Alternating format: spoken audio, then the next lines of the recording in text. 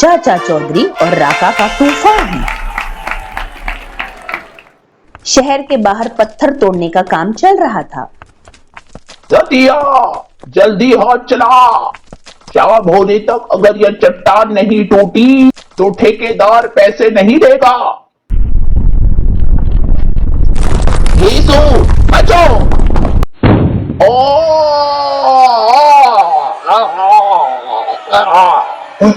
पास के हाईवे पर चाचा जी, भोजन का वक्त हो गया है। बस साबू, घर पहुंचकर हम पराठे और दही खाएंगे।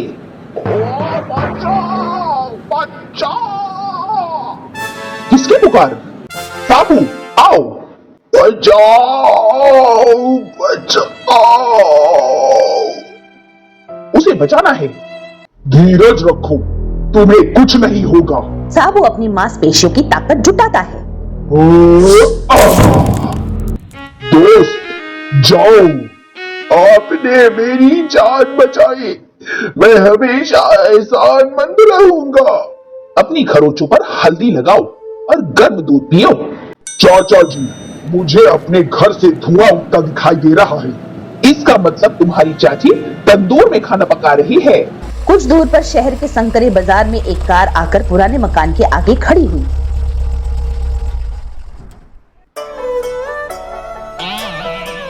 गज्जू, ये किस डबल रोटी को पकड़ लाए?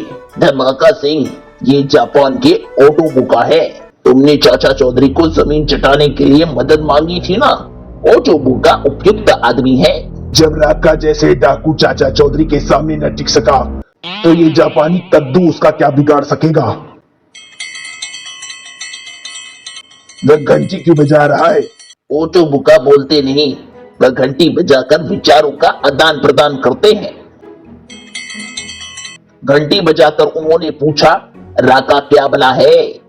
राका एक खूंखार डाकू था। उस पर गजब ये कि उसने वैद्यराज चक्रमाचार्य का अद्भुत अर्क पी रखा था, जिसके कारण वह मर नहीं सकता था।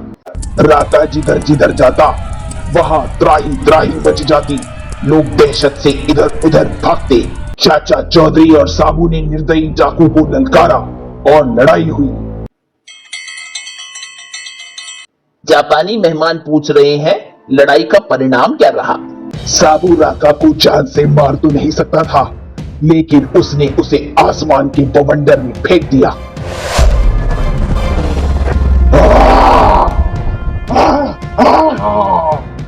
तब से राका जिंदा तो है, मगर बवंडर में बंद आसमान में घूम रहा है। वह कह रहे हैं कि ये इसलिए हुआ क्योंकि राका में चतुराई नहीं थी। युद्ध में दिमाग का भी महत्व है। लो, तुम्हारा मेहमान तुम्हें एक मिनी टीवी दे रहा है। जापान इलेक्ट्रॉनिक्स चीजों के लिए मशहूर है। मेरा मजाक उड़ाते हो? मैंने दुश्मन के साथ लड़ना है, उसको चित्रहार नहीं दिखाना। मुझे हथियार चाहिए। ऑटो बुका नाराज होकर चले गए। उसे कहो कि अपना खिलौना भी लेता जाए। धमाका सिंह, मेहमान को इस तरह बेइज्जत करना अच्छा नहीं। उसे वापस ले आओ। देखिए, मेरा मतलब आपकी तौहीन करना नहीं था। आइए अंदर चलिए। ऑटो बुका टीवी रिमोट कंट्रोल का बटन दबाता है।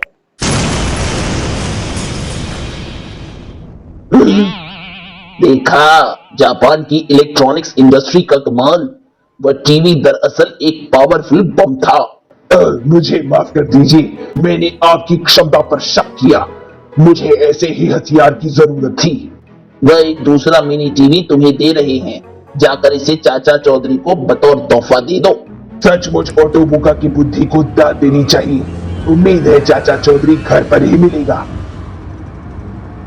धमाका सिंह, तुम यहाँ कैसे? क्या कोई नई जालसाजी करने का इरादा है? साबू, तुम्हारा दिमाग हमेशा बुरा ही सोचता है। मैं ये जापानी टीवी सेट देने आया हूँ। चौधरी, मैं आपके लिए मनोरंजन का साधन जुटा लाया हूँ। ये कलर मिनी टीवी लीजिए, इसका रिमोट कंट्रोल। इससे दूर बैठे ही इच्छानुसार टीवी चलाया जा सकता है। ये सेट मेरी तरफ से आपको तोहफा है। अब आप घर में बोर नहीं होंगे। धन्यवाद धमाका सिंह, मगर मैं मुफ्त में कोई चीज नहीं लेता। यह मेरा उसूल है। इलेक्ट्रॉनिक्स के इस हीरे को ठुकराइए मत। बाहर आइए, मैं आपको बताऊं कि इस रिमोट कंट्रोल को कितनी दूर से भी ऑपरेट किया जा सकता है। चौधरी, ये टीवी एक पावरफुल बम है। अगर मैं यहाँ से बटन दबाऊं तो घर के अंदर तुम्हारी पत्नी और कुत्ता रॉकेट दोनों मर जाएंगे। मुझे तुम्हारा साथी साबू चाहिए, न करने पर मैं तुम्हारे मकान को विस्फोट से उड़ा दूंगा। साबू का काम है अपराधों को रोकना, वो तुम्हारा साथ कैसे दे सकता है? तो फिर अपने घर को ध्वस्त होता देख लो, मैं बटन दबाता हूं। मैंने कई बार बटन दबाया मगर विस्फोट नहीं हुआ। क्योंकि रिमोट कंट्रोल का बैटरी सेल मेरे पास है। जब तुमने अंदर मुझे रिमोट कंट्रोल दिया था तब मैंने चुपके से सेल निकाल लिया था। लो, इसे दोबारा डाल दो। चाचा चौधरी का दिमाग कंप्यूटर से तेज चलता है। मैंने सेल रिमोट कंट्रोल में फिट कर दिया है, अब इससे बम विस्फोट हो सकेगा। लेकिन करना नहीं। करूंगा। और धमाका सिंह ने जो ही बटन दबाया,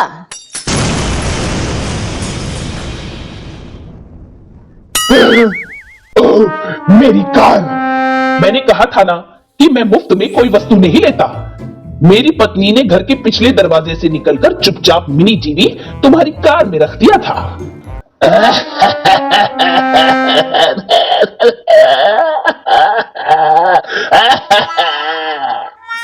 मुझे अफसोस है कि तुम्हें पैदल ही जाना पड़ेगा। आसमान में घनघोर बादल उमड़ आए थे। तेज आंधी तूफान में पेड़ उखड़ने लगे थे। जल्दी घर भागो। वीरा, आज आसमान में ऐसे भयभीत करने वाले बादल गरज रहे हैं जैसे पहले कभी नहीं। मैंने हनुमान चालीसा पढ़ना शुरू कर दिया है। अचानक बिजली कड़की और आसमान में तैरते बवंडर को चीर दिया। एक लंबे अरसे से बंद राका बवंडर से बाहर निकल आया। कुछ राहत मिली, वरना मैं बवंडर में लट्टू की तरह घूमकर परेशान हो गया था।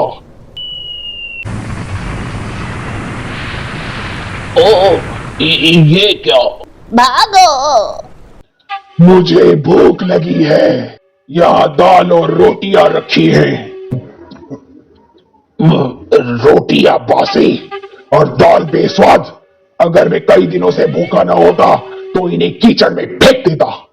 लगता है हमारे मकान पर वज्रपात हुआ है। चलो पास से देखे, तूफान रुक गया है। एक डरावना आदमी हमारा खाना चट कर रहा है। क्या ये खाना तुमने पकाया है? हाँ। इतना घटिया, ये भुगतो इसकी सजा। आ, आ, आ।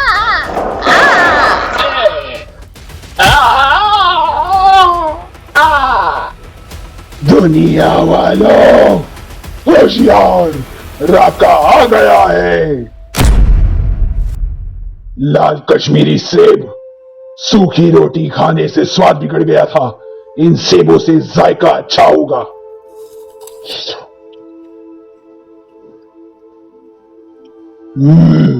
मीठे हैं। दीपा, लगता है कोई आवारा लड़का अपने ट्रक से सेब चुरा रहा है। बीरू, मैं नीचे उतरकर अभी उसका दिया पाचा कर देता हूँ। बाप रे, छोकरा कहा, ये तो देते हैं। दीपा लौटकर नहीं आया, नीचे उतर कर देखूं। मेरे दीपा, तुझे किसने मारा? हाय हाय हाय। अगर तुम्हें वह आदमी मिल जाए जिसने इसे मारा है तो तुम क्या करोगे? मैं उसका खून पी जाऊंगा। तो लो, जिसने तुम्हारे भाई को मारा था वह सामने खड़ा है, आगे बढ़ो। मेरा मतलब था, तो फिर मुझे अपना काम करने दो। पेट भर गया, अब मुझे जिस चीज की जरूरत है वह है नींद। कई सालों से सोया नहीं। एक पेड़ की घनी छाया देखकर राका सो गया।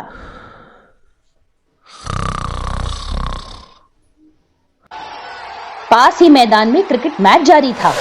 बैट्समैन को सेंचुरी बनाने में सिर्फ 6 रनों की जरूरत है। कुछ 99 के स्कोर पर आउट होते देखे गए हैं। ओह, छक्का! उसकी सेंचुरी पूरी हो गई। इधर हमारी गेंद आई है। ये तो नहीं। यही है, मुझे दो। राका ने गेंद को मुट्ठी में बंद करके भींच दिया। लो, उसने हमारी गेंद के छोटे टुकड़े कर दिए। उसकी ये बेहूदगी। तुम लोगों ने मेरी प्रिय नींद में दखल डाला, तुम्हें इसकी सजा भुगतनी होगी। भागो! भागो! मार डालो! साबु, ये शोरगुल कैसा? क्यों भाई, तुम्हारे जिस्म पर खून? क्या दंगा फसाद हो गया? उससे बदतर कत्लेआम। एक विशाल दाढ़ी वाला आदमी क्रिकेट ग्राउंड में सबको काट फाट रहा है। विशाल दाढ़ी वाला कौन हो सकता है? राका? उसको हमने ऐसी जगह फेंका था जहां से निकलना मुश्किल है, लेकिन असंभव नहीं। जो कत्लेआम हो रहा है उसे रोका जाना जरूरी है। साबू, आओ। ये वही है, तुम आ गए। तुमसे मैंने पुराना हिसाब चुकाना है। तुम्हारे शरीर का होड़ पीने के लिए मेरी तलवार लपलपा रही है। राका, अभी वक्त है, तुम अपने आप को पुलिस के हवाले कर दो। मैं तुम्हारी जुर्म माफ करवाने के लिए सिफारिश करूंगा। मेढक, मेरा जवाब यह है। ओह, बदतमीज, मुझे तुम्हारी टांगें तोड़नी होगी। इससे पहले मैं तुम्हें काट कर डिनर के लिए सलाद बना दूंगा। साबू हटकर बार कतरा गया और पलटकर दाया पैर राका की ठुड्डी पर जमा दिया। तुम्हें उठाकर पिंजरे में डालना होगा। तभी पीछे से एक गैस के फव्वारे ने साबू के चेहरे को लपेट लिया। रुको, ये क्या करते हो? लगता है तुम उसके साथ ही हो। ये दोनों बेहोश हो गए हैं। धन्यवाद, तुम्हारी शक्ल पहचानी हुई लगती है। मैं जोलन हूं राका। कुछ साल पहले मेरे रासायनिक कारखाने के लिए तुम बदुआ मजदूर सप्लाई करते थे, जब तुम्हारा आकार आम आदमी जितना था। बेहोशी की हालत में ही मैं दुश्मन को मार डालता हूं। नहीं, रुको, उनके जिंदा रहने में फायदा है। ये दोनों मेरे कारखाने, जो कि समुद्र में दूर एक टापू बोसाई पर है, में काम करेंगे। उससे मुझे क्या लाभ होगा? बहुत। आज से तुम मेरे पार्टनर।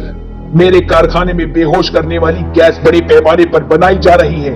हम वह गैस शहर में फैलाकर उसके वासियों को बेहोश करेंगे और उन्हें लूट लेंगे। इस तरह एक एक करके हम सारे शहरों की दौलत हड़प लेंगे।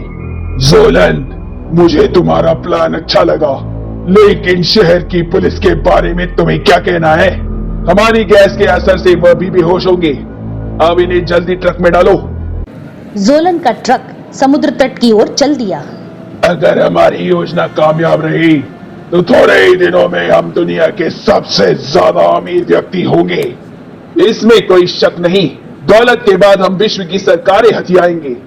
देखो, वे बदुआ मजदूर कहीं होश में तो नहीं आ गए? नहीं, तुम्हारा रसायन देर तक असर करने वाला लगता है। तट पर चाचा चौधरी और साबू को जहाज में लादने के लिए क्रेन द्वारा उठाया गया। इन्हें जल्दी भारत से बाहर ले जाओ, कहीं कोई इन्हें पहचान न ले। कैप्टन, जहाज रवाना करो। Yes sir. समुद्र को चीरता हुआ जहाज जा रहा था। एक अज्ञात टापू पर होने के कारण हमारी गतिविधियों की जानकारी किसी को नहीं होगी।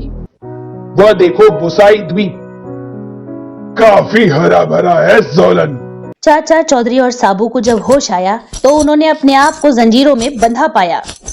तुम हमारे कैदी हो। हमारे हुक्म के मुताबिक तुम्हें काम करना होगा। याद रखना, मैं अनुशासन भंग होना पसंद नहीं करता। मेरे यहाँ सजाएं कड़ी हैं। काम न करने पर मेरे यहाँ हाथ काट दिए जाते हैं और अपमान करने पर सुबह। बोसाई टापू पर जोलन का रासायनिक कारखाना दिखाई दिया। लाल पगड़ी वाला इस लैबोरेटरी में काम करेगा। लंबा आदमी काफी शक्तिशाली है। वह खनिज पदार्थ ढोएगा। बाहर बंधुआ मजदूर काम में लगे थे। लो, रसायन भर दिया है, इसे ले जाओ। क्यों? तुम यहाँ से बच निकलने का नहीं सोचते? चुप, अगर उस गार्ड ने सुन लिया तो तुम्हें गोलियों से भून देगा। मौत से अच्छा है कि चुपचाप काम करते रहो। गुलामी को इन्होंने अपना भाग्य मान लिया है, लेकिन यहाँ से बच निकलने का कोई न कोई रास्ता तो होगा। चाचा जी कुछ न कुछ जरूर करेंगे। चाचा जी, भूख लगी है। ये तुम्हारा घर नहीं, जेल खाना है। यहाँ हमें उनकी मर्जी से खाना मिलेगा। काश 2 मिनट के लिए मेरे बंधन खोल दिए जाते। उधर जोलन और राका। मैं हाथ पर हाथ रखकर नहीं बैठ सकता। हम दौलत इकट्ठी करने कब जाएंगे? हवाई जहाज में गैस भरी जा रही है। हम थोड़ी देर में अपनी यात्रा प्रारंभ करेंगे। कुछ देर बाद राका और जोलन चल दिए। दोस्त, जहाज छोटा है, इसलिए मुझे तुम्हें बाहर बैठाना पड़ेगा। मैं यहाँ आराम से हूँ जोलन। सामने शहर दिखाई दे रहा है। यह इन लोगों का दुर्भाग्य है कि उनका कस्बा मेरे रास्ते में पहले पड़ा। इसमें मेरा क्या दोष? और जो ही जोलन ने बटन दबाया, जहाज से गैस के बादल निकल पड़े। कस्बे के वासी बेखबर थे कि क्या होने वाला है। कुछ मिनटों में जो जहां था वहां अचेत हो गया। सारी हलचल ठहर गई। हमें रोकने वाला कोई नहीं। जितना चाहो ओवरड्राफ्ट ले लो। इतने सारे करेंसी नोट्स मैंने पहले कभी नहीं देखे। सब हमारे हैं। अभी मेरे थैले में जगह बाकी है। अभी हमने शहर की दूसरी जगहों को भी लूटना है। ऐसे खूबसूरत और कीमती जेवरात पाकर किसका दिल खुश नहीं होगा? सुनार जब जागेगा तो पछताएगा। सारे जेवर गायब मिलेंगे। मैंने कभी 5 स्टार होटल में खाना नहीं खाया। आज भर पेट खाऊंगा बिना बिल दिए। राका, रुको, ये मूर्खता न करना। जो ही तुमने खाने के लिए कवच हटाया, जो ही वातावरण में फैली गैस तुम्हें बेहोश कर देगी। अजीब मुसीबत है। सारा शहर हमारे कदमों में है और हम भूखे लौट रहे हैं। खाना हम जाकर बोसाई द्वीप पर खाएंगे। उधर जोलन की लेबोरेटरी में लंच ब्रेक। सिर्फ चावलों का पानी? जोलन खाने को सिर्फ इतना देता है कि हम उसका काम करने के लिए जिंदा रह सके। मैं केमिस्ट्री का प्रोफेसर नीला बासु हूँ। कुछ अरसे पहले अखबार में खबर आई थी कि तुम अचानक गायब हो गए। मेरा अपहरण कर लिया गया था। जोलन लालची है। हवाई जहाज द्वारा गैस से वह शहर वासियों को बेहोश करता है और फिर उन्हें लूट लेता है। मैं मजबूर हूँ। विरोध करने पर मौत मिलेगी। प्रोफेसर, अगर उसका हवाई जहाज नकारा कर दिया जाए तो जोलन को रोका जा सकता है। लेकिन यह काम करोगे कैसे चाचा चौधरी? बड़ा आसान तरीका है। मैं इस वक्त क्या कर रहा हूँ? गुब्बारे में हवा भर रहे हो। इसी तरह अगर जहाज के टैंक में गैस ज्यादा भर दी जाए तो वो फटेगा। ऐसा करने से गैस चारों तरफ फैल जाएगी और टापू के सारे लोग बेहोश हो जाएंगे। उसका उपाय मेरे पास है। सिर्फ एक जंगली जानवर को मरना होगा। उसके बदले में हम सबको मुक्ति मिलेगी। इमारत की टाइट सिक्योरिटी का गार्ड जंगल की तरफ से आने वाली मुसीबत से बेखबर था। मुड़कर देखते ही उसका हाथ बंदूक पर पहुंचा, लेकिन तब तक देर हो चुकी थी। जानवर ने शिकार को दबोच लिया। बचाओ, बचाओ! रीछ उसे चीर फाड़ देगा। दूर हट! लेकिन पशु खूंखार था। वह पलटा और अपने पंजे साबू की टांग में गाड़ दिए। साबू आगे बढ़ा और जंजीर से रीछ को जकड़ लिया। कसाव के कारण जानवर का दम घुटने लगा। उसने दम तोड़ दिया। तुमने मेरी जान बचाई।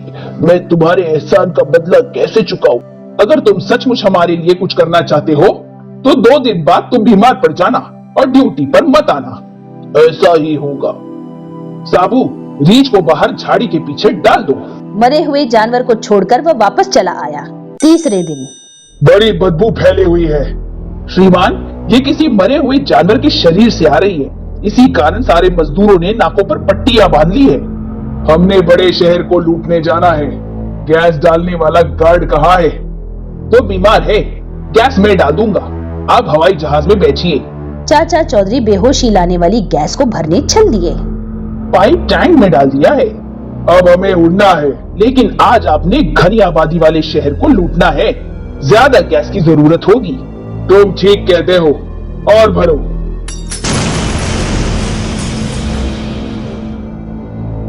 ओह, हवाई जहाज फट गया। बेहोशी की गैस फैलेगी। भागो। रुको, मुझे गोली मारने का हुक्म है। लेकिन इससे पहले कि गार्ड बंदूक का घोड़ा दबाता, फैली गैस से वो चित्त हो गया। राका, सारे मजदूर भाग रहे हैं, उनको रोको। एक नहीं जाने पाएगा। ओह, ये क्या हुआ? मेरा बना बनाए खेल इस लाल पगड़ी वाले के कारण मैं इसे जिंदा नहीं छोड़ूंगा। ओह, चूहे, तुमने चाचा जी पर पीछे से वार किया। जब साबू को गुस्सा आता है तो कहीं ज्वालामुखी फटता है। लंबू, मैं तुझे भी मार डालूंगा। पहले इसका स्वाद चख।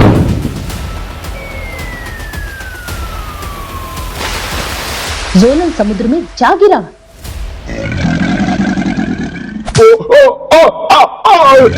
मेरा पैर, मेरा पैर, बचाओ। ओह, बड़ी पगड़ी बांधने का एक फायदा है कि सिर पर चोट नहीं लगती। सारे मजदूर जहाज पर सवार होने लगे। जहाज चाचा चौधरी, साबू और दूसरे लोगों को लिए चल दिया। राका उस द्वीप पर बच गया। साबू, चोट खाया हुआ सांप दुश्मन के पीछे आता है। बिना जोलन के मदद के मैं अकेले कारखाने में गैस नहीं बना सकता। मुख्य भूमि पर जाकर मुझे दूसरा रास्ता अपनाना होगा।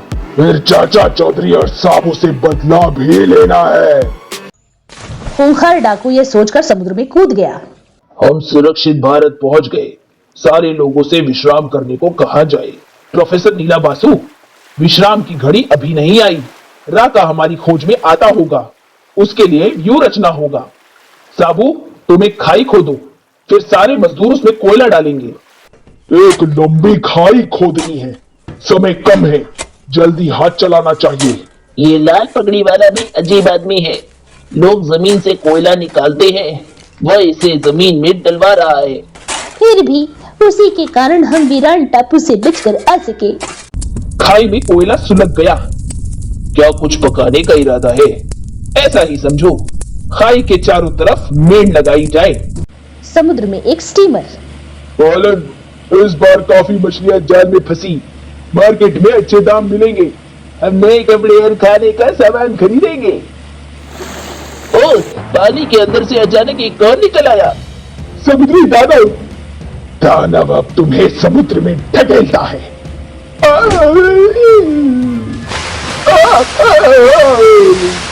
स्टीमर मिलने से राका मुख्य भूमि की तरफ तेजी से बढ़ने लगा। राका यहाँ पहुंच गया। अब क्या होगा? चाचा चौधरी, भगोड़े मजदूरों को मेरे हवाले कर दो ताकि मैं उनको सजा दूं। राका, तुम उनको खरोच भी नहीं लगा सकते। चारों ओर लगी मेड़ हमारी सुरक्षा करेगी। मेरे हुक्म की अवहेलना, अपनी तलवार से मैं तुम सबको काट फेंकूंगा। एक मामूली नाजुक मेड़ राका के तूफान को नहीं रोक सकती। मैं आ रहा हूँ। चील कौवों को तुम्हारे मांस की जरूरत है। माचिस की तीलियों की तरह राका ने मेन को बिखेर डाला, लेकिन उसके बाद मेन की आड़ में सुलगते हुए अंगारों पर उसका पैर पड़ा। वह गिर पड़ा और आग के लपटों में आ गया।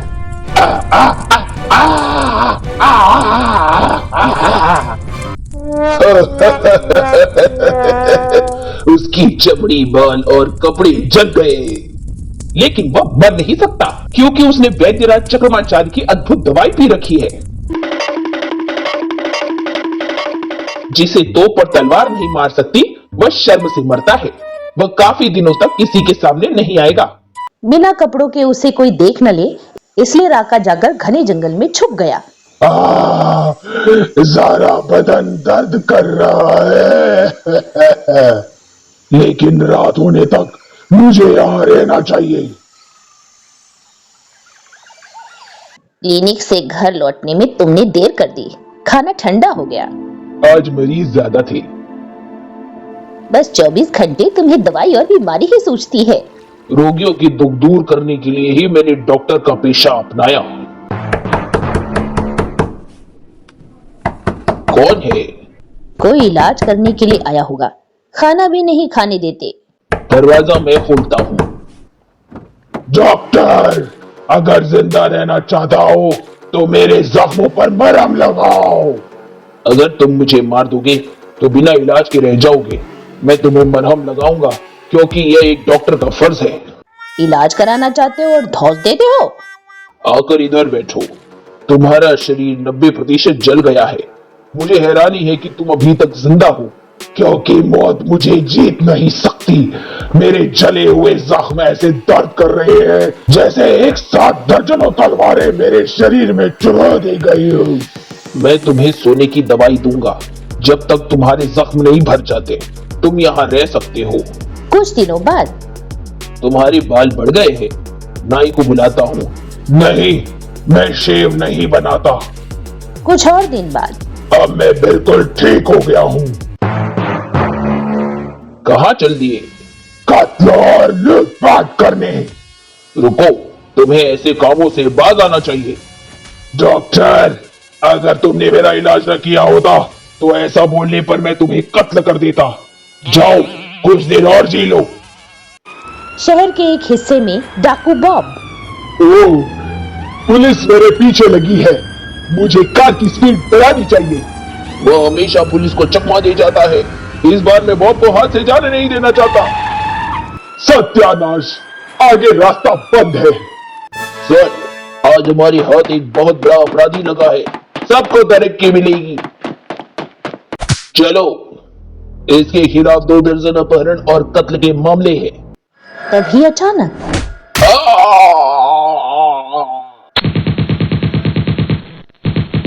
गोलियां उस पर बेअसर है। हमें लगता था इस बार हम नहीं बच सकेगा। तुमने हमें बचाया। हम तुम्हारे एहसान से दब गया।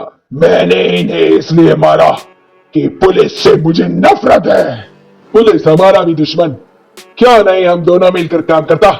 मैं बड़े बड़े बैंक लूटता हूँ। तुम जैसे मामूली चोर के साथ में नहीं मिल सकता। हम ऐसा तरीका बताएगा कि बैंक अपने आप तुम्हारे पास आएगा। अच्छा? हाँ, हर रोज अमेरिकन एम्बेसडर का वाइफ मैडम क्लोरा लॉन टेनिस देखने जाता। अगर तुम उसका अपहरण करता तो उसके बदले में जो रकम मांगेगा मिलेगा फॉरेन करेंसी में। मुझे मंजूर है। टेनिस कोर्ट पर लवली शॉट। राका, देखो मैडम क्लोरा। ड्राइवर, चलो। Who are you? Help! Help! Please help! Help! Help!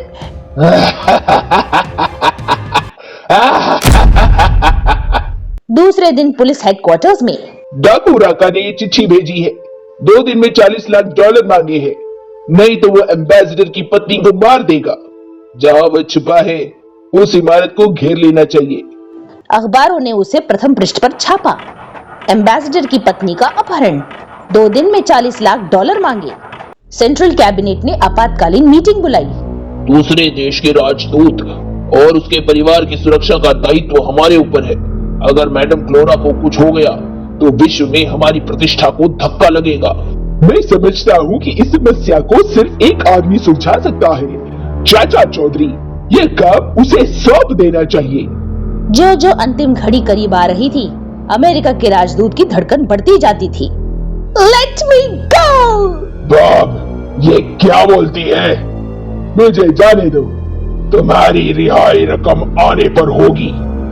और पुलिस का स्पेशल दस्ता वहां आ पहुंचा, जहां राका ने क्लोरा को कैद कर रखा था। इमारत को चारों तरफ से घेर लो, कोई भी बाहर न जाने पाए। पुलिस इंस्पेक्टर, अगर तुम्हारी तरफ से एक भी गोली चली तो इस औरत के मौत के जिम्मेदार तुम होगे। अगर उस महिला को तुमने मारा तो मैं तुमको फांसी पर लटका दूंगा। राका को मारने वाला अभी तक कोई फांसी का फंदा नहीं बना। आगे बढ़ो। इंस्पेक्टर रुको, यहां ताकत मत बरतना। चाचा चौधरी, और दूसरा कोई चारा नहीं। नाजुक स्थिति को समझो। बंदी महिला दूसरे देश की नागरिक है, उसका सही सलामत लौटना जरूरी है। तुम जैसा कहो। हमारा जीत हुआ। पुलिस वापस जा रहा है, वह फिरौती भी लाएंगे। राका, रकम संभालो और उस महिला को छोड़ो। यार, तुम्हारी कोई ये चालाकी तो नहीं। मुझे डॉलर दिखाओ। देखो। दरवाजा खुला। चाचा चौधरी, अपना बोझ हल्का करो। बॉक्स मेरे हवाले कर दो। Madam, come, you are a free person. Bob, तुमने जैसा कहा था वैसा ही हुआ।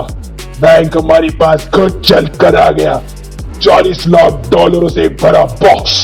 हमारा आधा हिस्सा निकल कर इधर दो। आधा हिस्सा? अपहरण का सारा प्लान हमने बनाया, तुम अकेला कुछ नहीं कर सकता था। 20 लाख डॉलर देता या नहीं? देता हूं।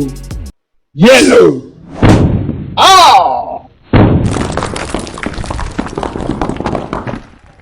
बॉब दोबारा ना उठ सका। अब सारे 40 लाख मेरे हैं। इन्हें निकाल कर अपनी जेबें भर लूं। धोखा, डॉलरों के नीचे कुत्ता छुपा था। वो दोनों ज्यादा दूर नहीं गए होंगे। चाचा चौधरी, तुम दोनों की मौत को तुमने खुद बुलाया है। राका, उन दोनों को छूने से पहले तुझे मुझ पर विजय पानी होगी। मोटे बैल, अच्छा हुआ कि तुम उस वक्त आए जब मेरा गुस्सा चरम सीमा पर है। पहले मैं तुम्हें कत्ल करूंगा। थोथा चना बाजे खड़ा। राका, तुम्हारी तलवार टूट गई, बेचारी। मेरी बाजुओं में हाथी की ताकत है। ओ! लेकिन जब राका दोबारा आगे बढ़ा तो साबू ने उसे उठा लिया। मुझे उतारो, मुझे उतारो। जुपिटर वासी ने राका को जमीन पर दे मारा।